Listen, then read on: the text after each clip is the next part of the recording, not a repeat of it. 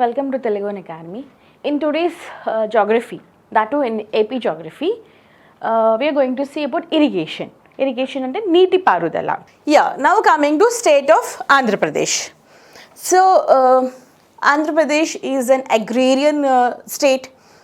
70% of the population depends on agriculture, and we are so lucky that almost all the rivers are east flowing, means they drain into wherever they origin, but they drain in Bay of Bengal, that too crossing the state of Andhra Pradesh, like Krishna, Godavari, Penna, Kaveri, wherever the origins in western Ghats, but they drain in Bay of Bengal, that too crossing our like cutting our Andhra Pradesh, state of Andhra Pradesh.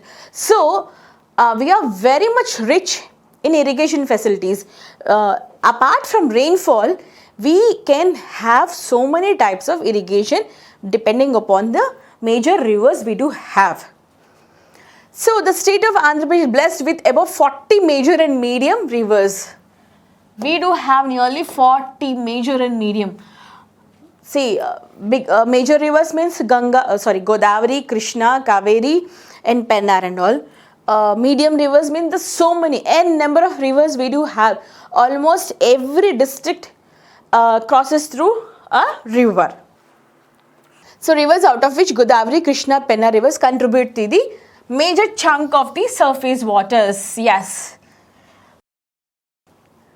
Because of Godavari, Krishna only, those like two districts of Godavari and Krishna and Guntur districts are evergreen all the time. So they are called as rice bowl of India. In times they used to call as rice bowl of India because of Godavari and Krishna rivers. So the state has about 40,000 minor irrigation sources spread over the 13 districts. So we have small irrigation sources like 40,000 irrigation like sources. Imagine 40,000 means it's a very big number. Almost each and every farm is getting wet through these irrigation systems in our state. So the geographical area of the state is about 402.70 lakh acres. How much, like our area is like 402.7 lakh acres, out of which in that the total cultivable area is 199. Out of this 400,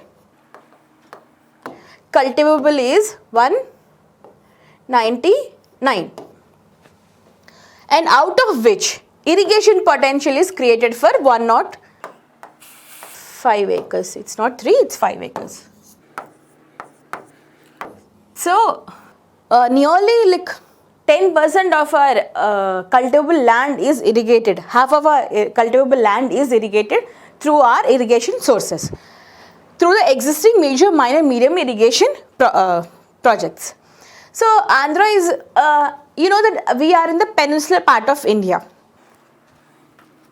This is, if this is India, this is the peninsula, Indian peninsula, and we are in this part of India. As this part being the low-lying area, means peninsular part is the, like it has been bit slope subducted. So all the rivers which originate from here cut through, cross to the state of AP and drain into Bay of Bengal. So peninsular India consisting of coastal belt on the east and Rayalaseema and southwest. Therefore Andhra has the advantage of having more of east flowing rivers in the state, bringing in copious. We have already seen this. So all the east flowing rivers, all the major east flowing rivers or perennial rivers will drain from our state itself only.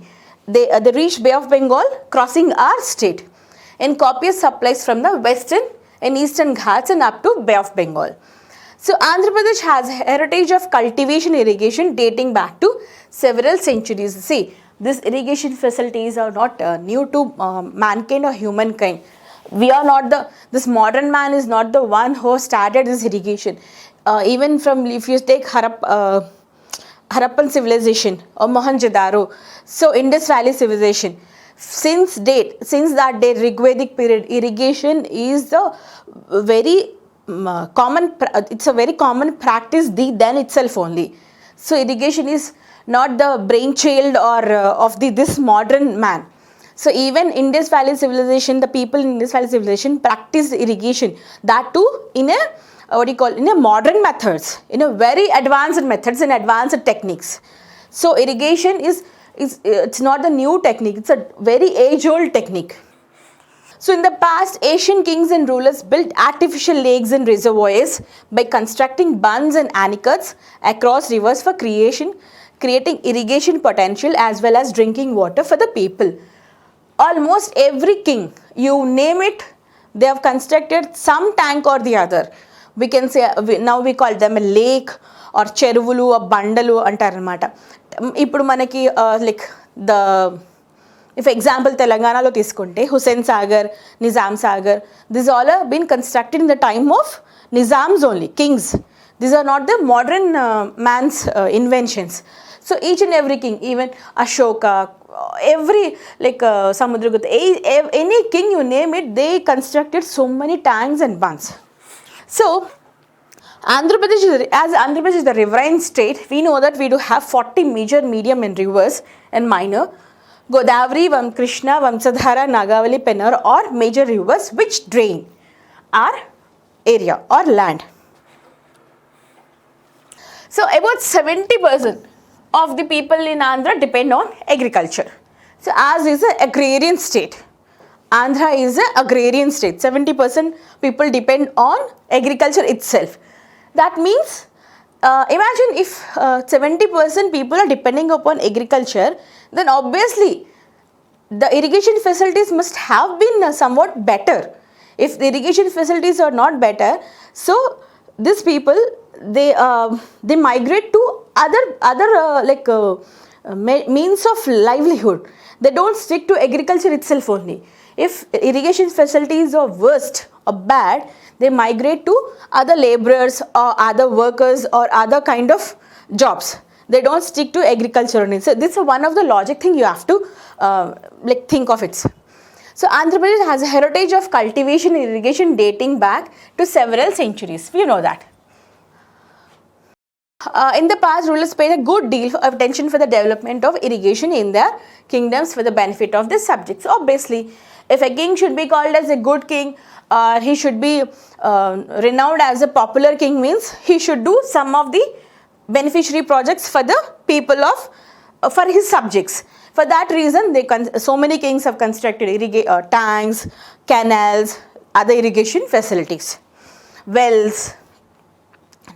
In the past, in like that only, Kambam tank, Kanigiri reservoir, Anantapur tank, Pormamilla tank in Kadapa district, Bukkaraya Samudram, Mopad tank, these all have been constructed by the then kings of Andhra, the rulers of Andhra. And next, Nandyala tank and anicuts across the Tungabhadra river such as Korigal, Vallabhapur, Raya, Basavanna, Turtha, Kampali, Bennur, Rampur, etc. Or some of the monumental irrigation works inherited by the state from the Vijayanagara kings.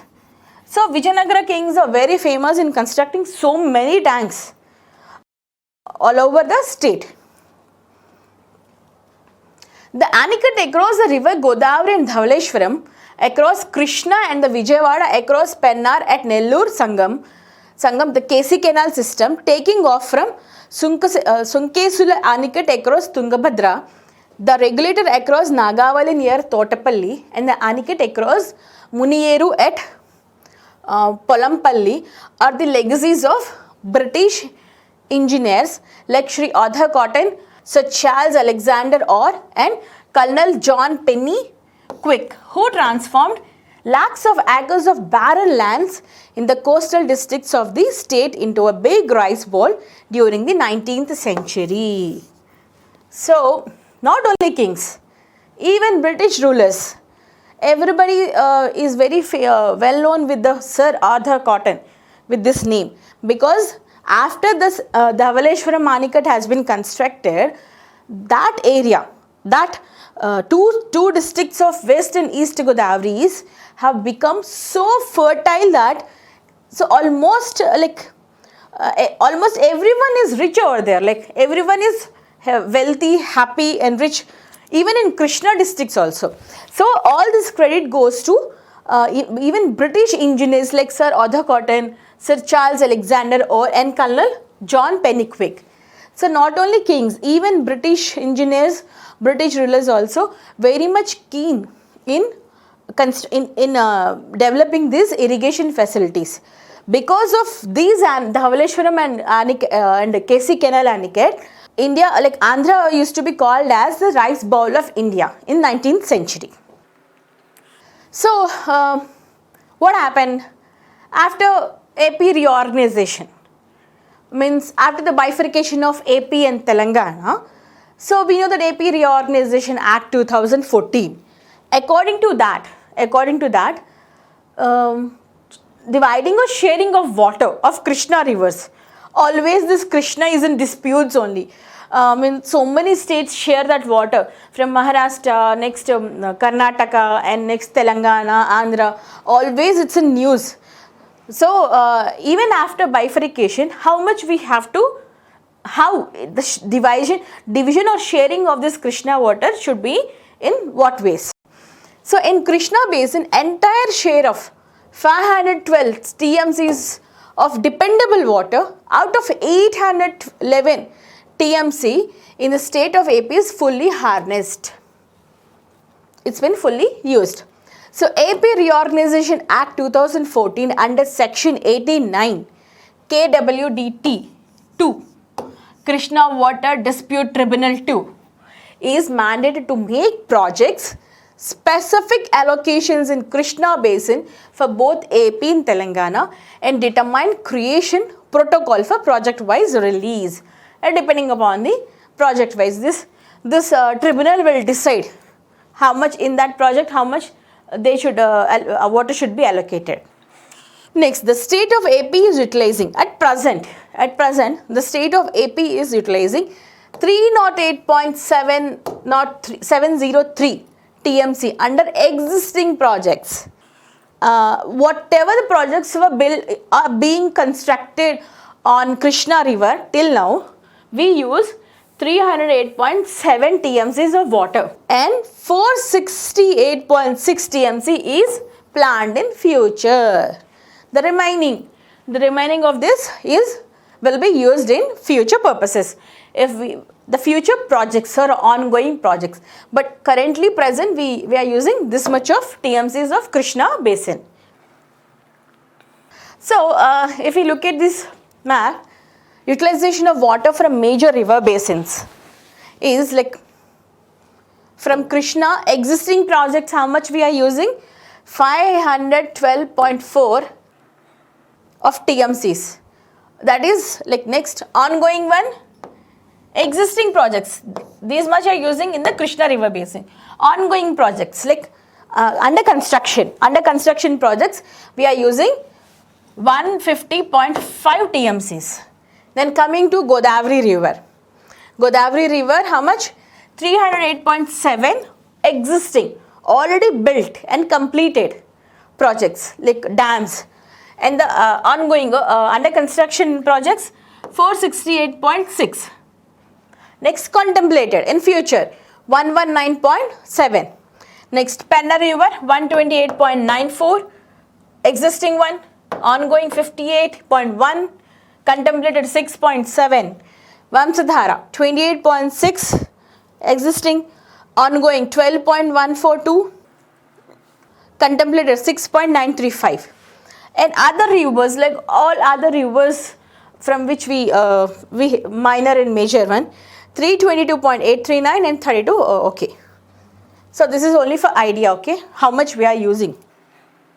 So AP, government of AP has so many projects depending for the more and more development for the more reach of agriculture fields. It have implemented so many projects and programs. So in that we do have contemplated irrigation potential. So After completion of Jalayagnam projects, Jalayagnam is a very prestigious project of state of Andhra Pradesh. We'll discuss in detail in the further classes. So completion of 40 Jalayagnam projects, 40 that is 23 major, 7 medium and 4 flood banks plus 6 modernization will create 27.62 lakh acres of new irrigation potential. Means they create how much new potential? 27.62 lakh acres of new potential or new areas come under these irrigation projects, under major, medium irrigation projects besides stabilization of 5.3 lakh acres. In that we do have Polavaram irrigation project. So the what is this? This Polavaram, everybody is very well versed of this Polavaram irrigation project. This is a national project. This is not a state project. This is a national project. Means funding is done by central government. Funding is done by Government of India. But we'll take care of the maintenance.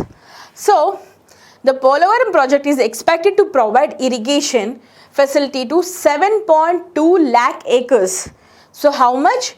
After the completion of Polavaram project, 7.2 lakh acres are being irrigated.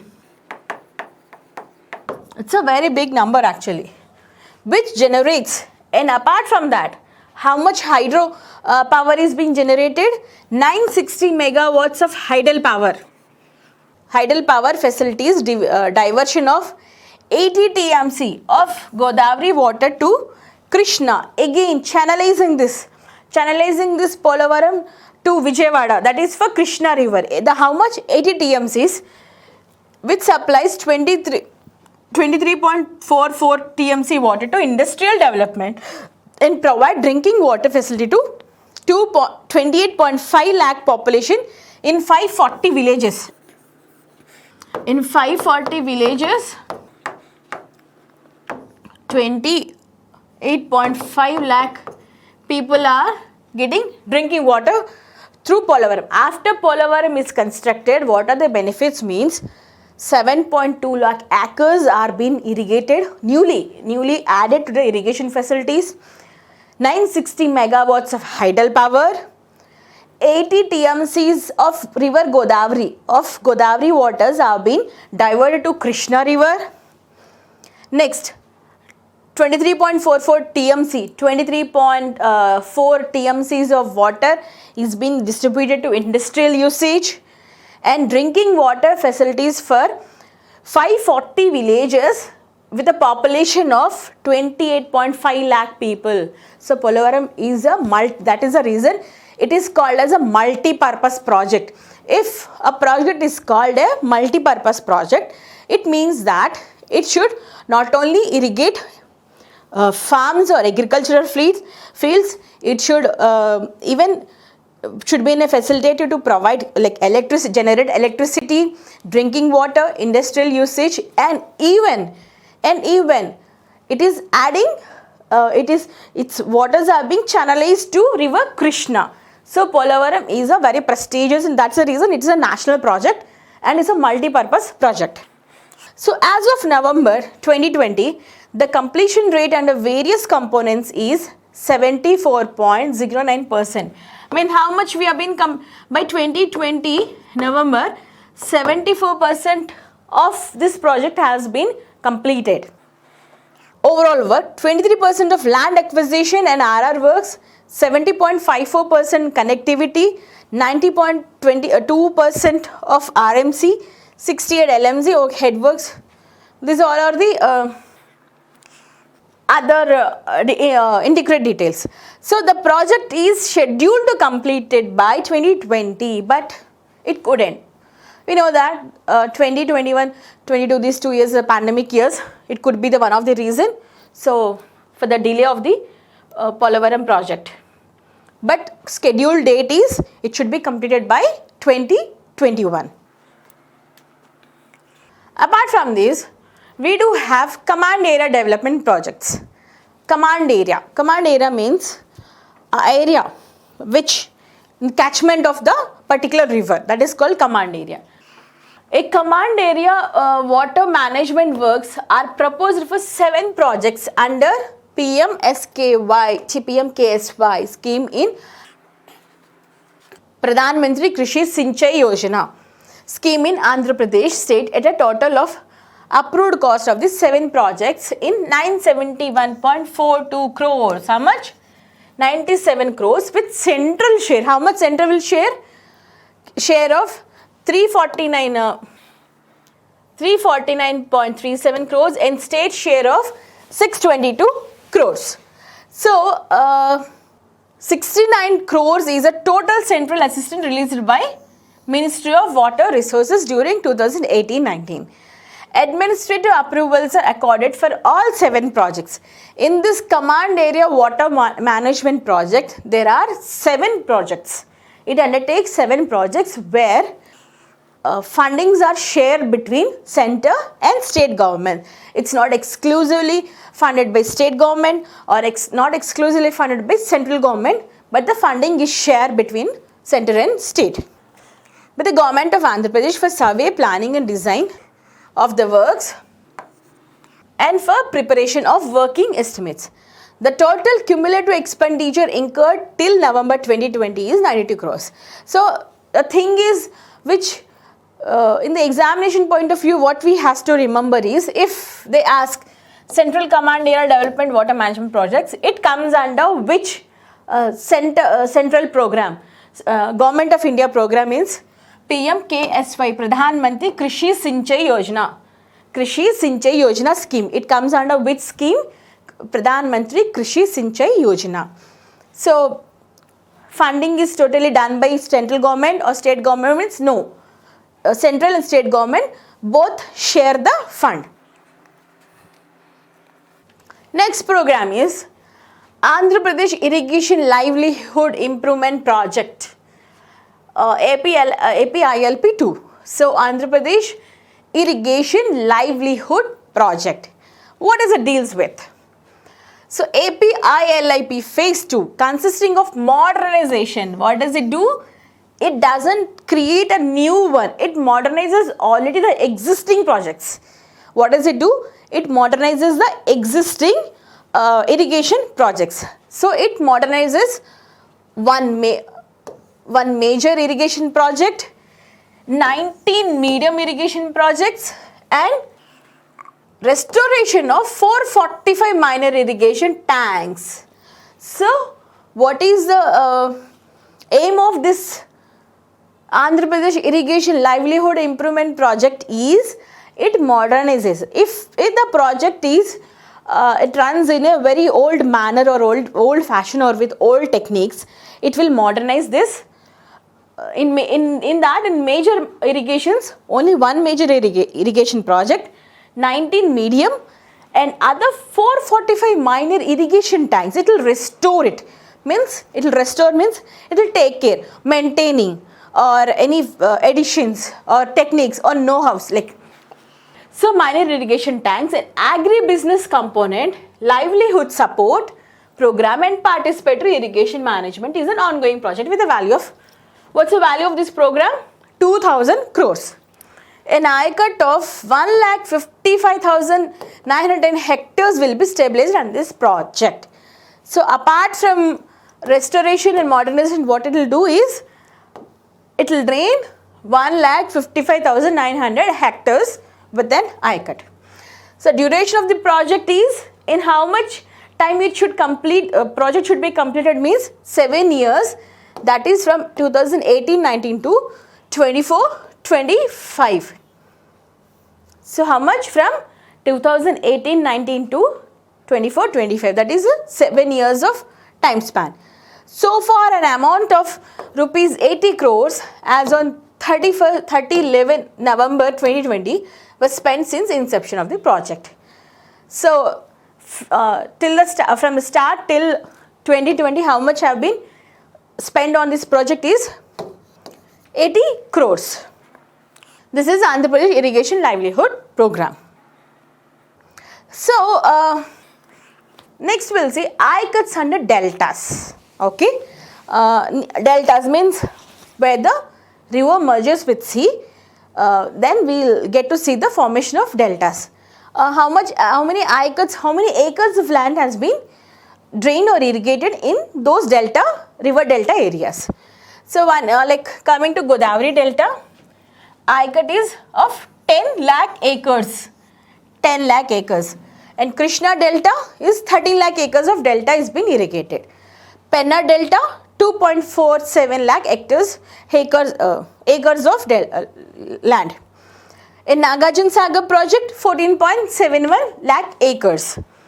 That is TBP, HLC and LCC other projects 4.64. Eleru Reservoir Scheme 0.68 lakh acres.